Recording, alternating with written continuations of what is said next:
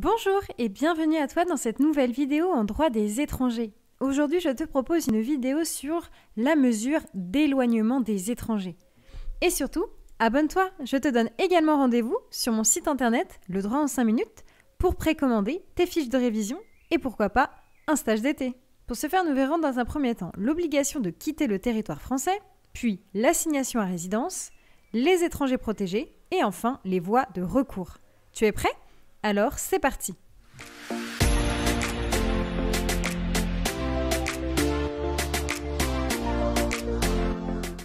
Tout d'abord, regardons ensemble l'obligation de quitter le territoire français. Tout d'abord, l'article 511-1 du CESEDA nous dit que les personnes qui sont obligées de quitter le territoire français peut être un étranger qui ne justifie pas d'être entré en France de manière régulière, ou encore l'étranger qui est resté après la fin de son visa.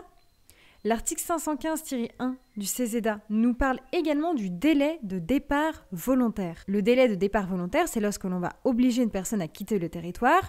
Il va avoir 30 jours pour quitter le territoire français. Attention, il est possible de demander à la personne de quitter le territoire sans délai, dans certains cas. Comme par exemple si la personne a un comportement dangereux. L'article 513-3 du CESEDA quant à lui, nous parle du pays de destination de l'étranger. Lorsque l'on va demander à la personne de quitter le territoire français, on doit s'assurer qu'il va partir dans son pays d'origine. Ou alors, la France peut très bien conclure un accord avec un pays pour envoyer l'étranger dans ce pays. Toutefois, sache que l'article 3 de la CEDH va quand même protéger l'étranger de toutes sortes de tortures ou d'accords illicite. À présent, regardons ensemble l'assignation à résidence. Tout d'abord, l'article 561-2 du CESEDA nous dit que l'assignation à résidence prend effet lorsque l'étranger ne peut pas quitter immédiatement le territoire français. L'article 551-1 du CESEDA nous dit qu'on peut également mettre en place la rétention administrative de l'étranger, si par exemple l'étranger présente un danger.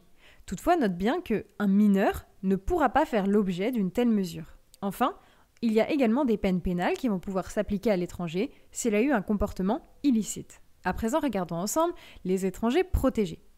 L'article 511-4 du CESEDA nous dit que les mineurs, l'étranger qui justifie être entré sur le territoire français de façon régulière, ou encore l'étranger qui vit en France depuis plus de 10 ans, l'étranger marié depuis plus de 3 ans avec un Français, etc., sont des étrangers que l'on dit protégés. Ainsi, on ne pourra pas les forcer à quitter le territoire français. À présent, les voies de recours. L'article 512-1 du CESEDA nous dit que si l'étranger doit quitter le territoire avec un délai, alors il aura 30 jours pour saisir le tribunal administratif. Que si l'étranger est sous rétention administrative, alors l'étranger aura 15 jours pour saisir le tribunal administratif. Enfin, s'il est sujet à une mesure de quitter le territoire français sans délai, alors l'étranger aura 48 heures pour saisir le tribunal administratif. Note également que l'article 512-3 du CESEDA nous dit qu'il y a bien un effet suspensif des recours. Voilà, j'espère que cette vidéo en droit des étrangers a bien su t'aider dans tes révisions.